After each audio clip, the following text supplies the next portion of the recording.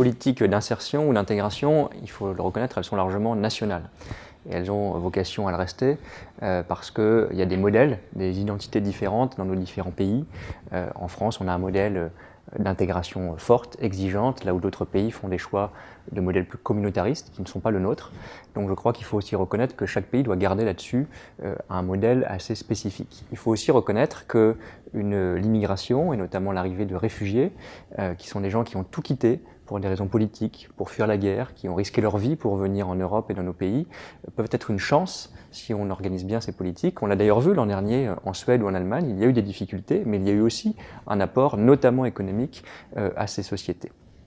Au niveau européen, je crois que notre responsabilité, en revanche, est très forte. C'est de défendre nos valeurs, d'abord, en disant que l'immigration peut être organisée, peut être une chance, que les réfugiés, qui sont une catégorie très spécifique de gens qui ont risqué leur vie pour venir ici, doivent être accueillis, bien sûr, de manière là aussi organisée, mais doivent être accueillis.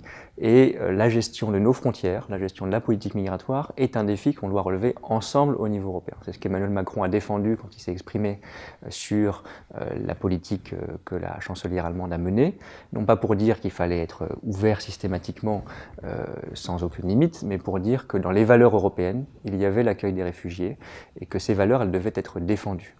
Si on regarde comment on est efficace, c'est bien sûr en gérant nos frontières ensemble. Je rappelle d'ailleurs que les frontières de l'Union européenne, c'est à peu près 15 000 km. Si on devait contrôler et organiser nos frontières nationales uniquement, ce serait 2 fois plus grand, 2 fois plus compliqué à gérer. Donc on voit bien que c'est un défi qui se fait par la coopération avec les pays tiers. L'Union européenne est le premier bailleur d'aide internationale. C'est un défi qui se fait en gérant nos frontières ensemble, en aidant les pays comme la Grèce ou l'Italie qui ont parfois des difficultés à gérer leurs frontières. Et c'est comme ça qu'on sera efficace pour organiser les flux et ensuite au niveau national pour organiser l'intégration.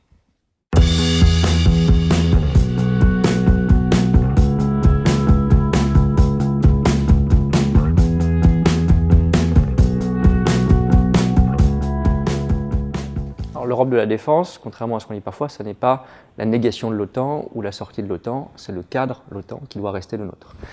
Il y a eu en matière d'Europe de la défense un certain nombre de rendez-vous manqués.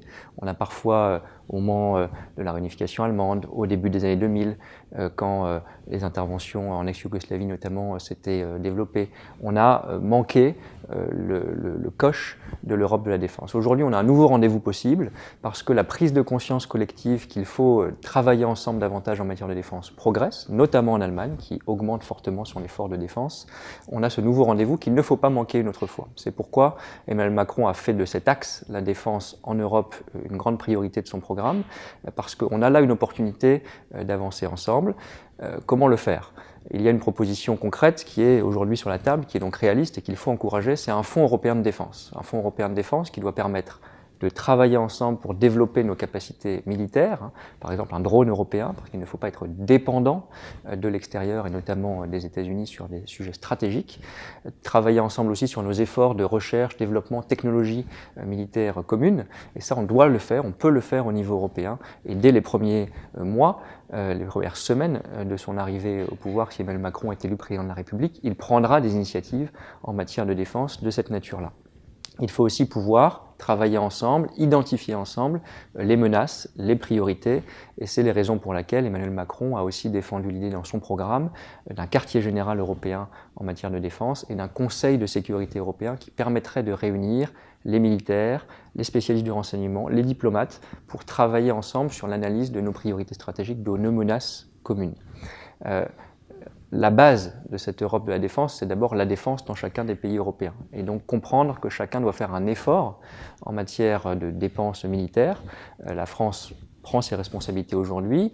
Emmanuel Macron défend l'engagement de 2% du PIB consacré à la défense à l'horizon 2025. Il faut que les autres pays, nos partenaires principaux, le fassent également. Et puis, dernier point de méthode, c'est que pour avancer sur ce sujet comme sur quelques autres, il ne faut pas attendre que tout le monde soit prêt. Il faut le faire avec les États qui le souhaitent. Le cadre des traités le permet. Il faut saisir ce qu'on appelle cette coopération structurée permanente dans le jargon pour avancer avec ceux qui le veulent, parce que si on n'accepte pas cette Europe à plusieurs vitesses, on aura l'Europe du surplace.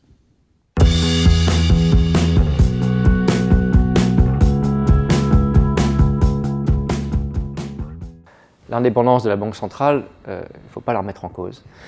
Et plus largement, la question de l'euro, puisque c'est ça qui est posé, il faut le défendre. D'ailleurs, ce qui est intéressant, c'est qu'on voit bien que le procès est injuste, le procès qu'on fait à l'euro, puisque pendant 10 ans, en gros, c'est la France, souvent, qui a fait le procès de l'indépendance de la Banque centrale européenne en disant qu'elle n'était pas assez pro-croissance. Et puis, depuis que la Banque centrale, sous l'égide notamment de Mario Draghi, a mené une politique très active pour soutenir la croissance en Europe, et à qui on doit beaucoup, c'est l'Allemagne qui aujourd'hui, ou en Allemagne certaines voix, qui disent que l'indépendance est dangereuse parce que la Banque centrale met une politique trop laxiste. Donc on voit bien que l'indépendance, c'est en fait la garantie que cette Banque centrale apporte contre des tentations nationales ou des intérêts nationaux divergents. Et grâce à l'action de la Banque centrale, on a eu une croissance qui ne s'est pas effondrée dans les dernières années. Ça aurait été bien pire si elle n'avait pas mené cette politique très active. Maintenant, il faut compléter cette union monétaire pour avoir une vraie union économique et monétaire. Et c'est le sens de la proposition que fait Emmanuel Macron depuis plusieurs années maintenant d'un Parlement de la zone euro.